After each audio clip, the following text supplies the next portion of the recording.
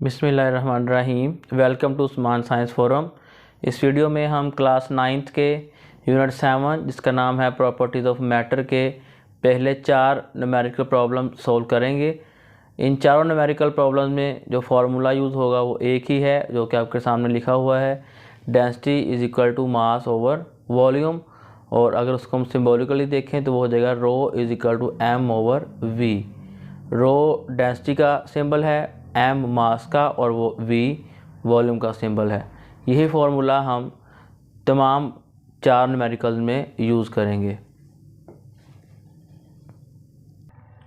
First numerical है a wooden block measuring 40 by 10 by 5 centimetre has a mass 850 gram, find the density of would. इसमें कहा गया है कि लकड़ी का ब्लॉक है जिसकी डायमेंशन हमें बताए गए हैं और वो है 40 centimetre by 10 centimetre by 5 centimetre और मास भी गिवन है वो है 850 ग्राम। हमने उस लकड़ी के ब्लॉक की डेंसिटी फाइंड करनी है। सबसे पहले हम लिखेंगे गिवन डाटा।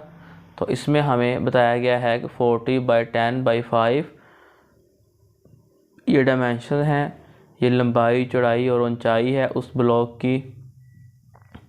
तो ये लिखा गया है length multiply by width multiply by height, मतलब कि ये हमें उस ब्लॉक का वॉल्यूम बताया गया है।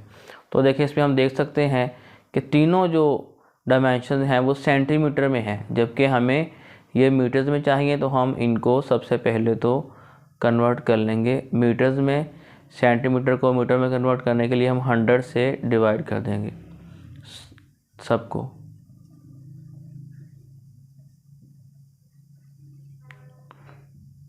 तो ये हो जाएगा 0.4, 0.1 एंड 0.05। तो इनको मल्टीप्लाई करने से हमारे पास आ जाएगा 0.002 मीटर क्यूब। इसके अलावा हमें उस ब्लॉक का मास भी गिवन है और वो है जी 850 ग्राम। तो क्योंकि मास का ऐसा यूनिट किलोग्राम होता है तो हम इसको किलोग्राम में कन्वर्ट कर लेंगे 1000 से डिवाइड करके, और हमारे पास मास आ जाएगा 0.85 kg। फाइंड हमने करना है उसकी डेंसिटी। ये डेंसिटी का सिंबल है, इसको पढ़ते हैं रो।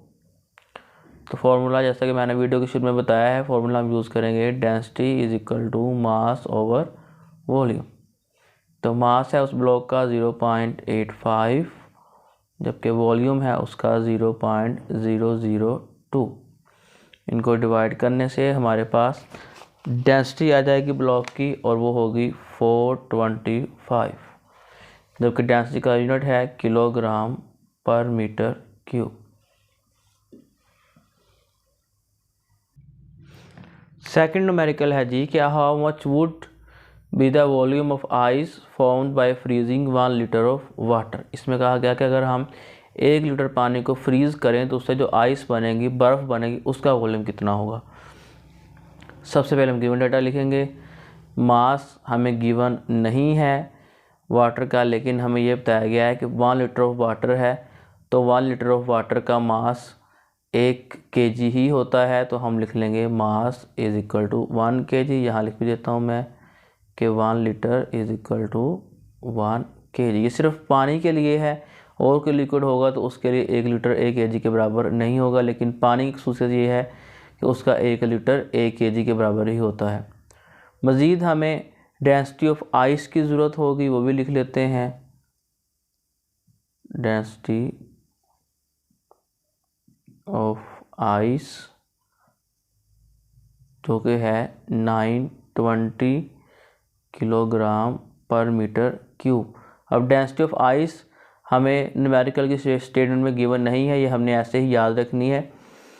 तो हम इस डेंसिटी को अब, क्योंकि इसका यूनिट है किलोग्राम पर मीटर क्यूब, इसको हम कन्वर्ट करेंगे किलोग्राम पर लीटर में। उसके लिए हम क्या करेंगे, उसके लिए ये होगा कि हम 920 को डिवाइड कर देंगे 1000 से।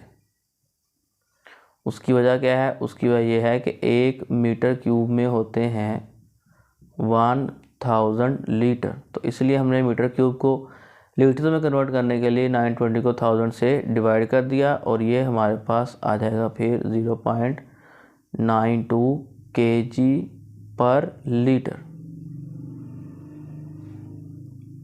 फाइंड हमने करना है वॉल्यूम ऑफ आइस। फॉर्मूला हम यूज़ करेंगे density is equal to mass over volume. यहाँ से वॉल्यूम को लिख सकते हैं mass over density. Volume left hand side पर चला गया जबकि डेंसिटी राइट हैंड साइड पर आके डिवाइड हो गई। अब हम वैल्यूज पुट करते हैं जी। मास हमारे पास है 1 kg और डेंसिटी है आइस की 0.92। तो इसको डिवाइड करने से हमारे पास वॉल्यूम ऑफ आइस आ जाएगा, वो होगा 1.09 लीटर।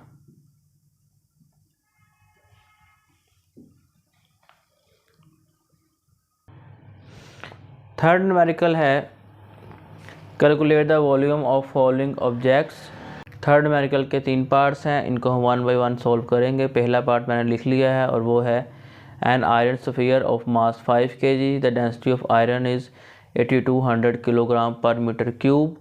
तो हमने इसका वॉल्यूम फाइंड करना है एक आयरन स्फीयर का।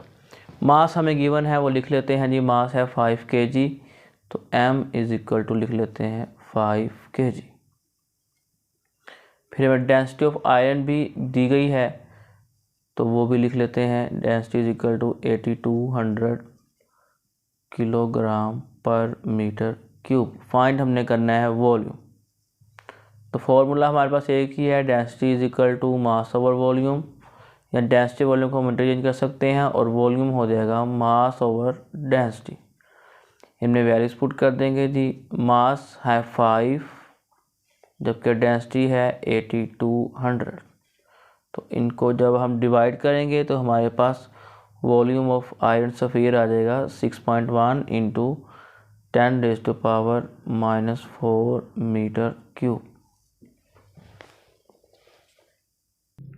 न्यूमेरिकल नंबर 3 का सेकंड पार्ट है कि calculate the volume of 200 gram of lead shot having density 11,300 kilogram per metre cube. सबसे पहले हम गिवन डाटा लिखेंगे 200 ग्राम, मतलब ये हमें मास गिवन है लेड शॉट का 200 ग्राम।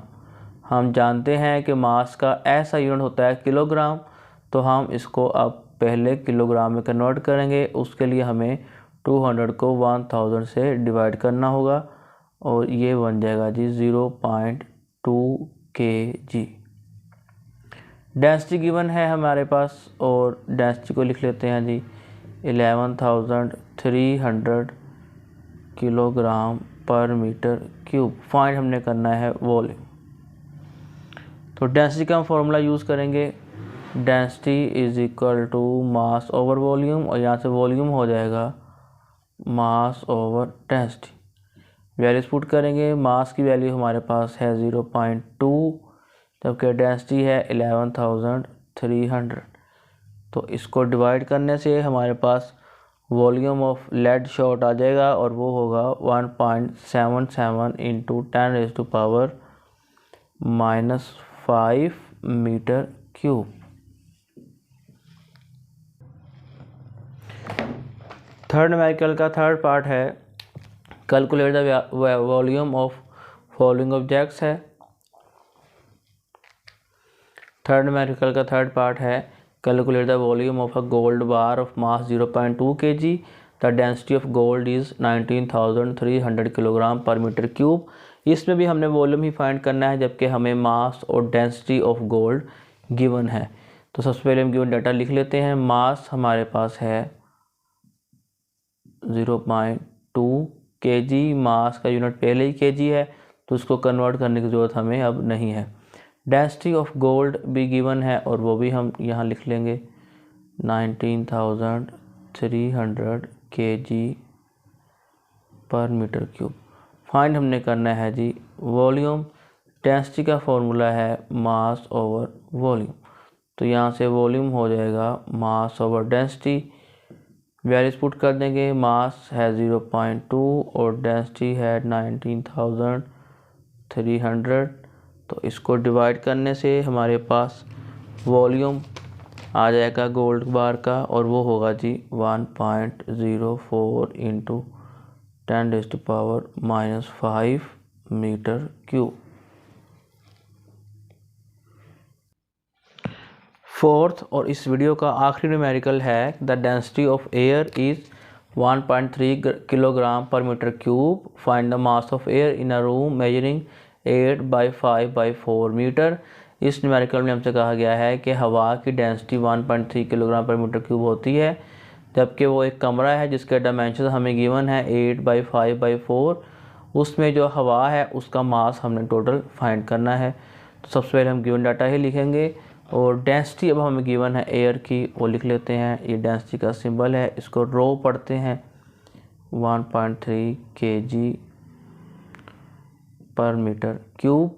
मज़ीद हमें ये गिवन है कुछ dimensions 8 metre by 5 metre by 4 metre.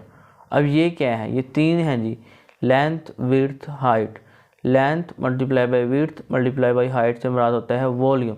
तो ये अब हमें उस रूम का वॉल्यूम गिवन है, और इसको हम लिख लेंगे मल्टीप्लाई करके 160 मीटर क्यूब।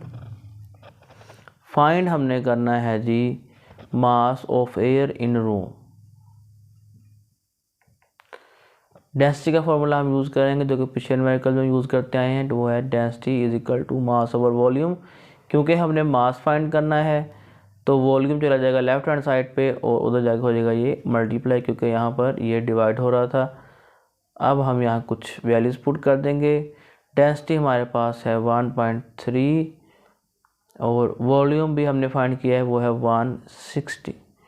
तो 1.3 को 160 से हम मल्टीप्लाई करेंगे तो हमारे पास आंसर आ जाएगा जी 208 किलोग्राम। तो इसका मतलब है कि उस कमरे में जो हवा है उसका टोटल मास होगा 208 किलोग्राम।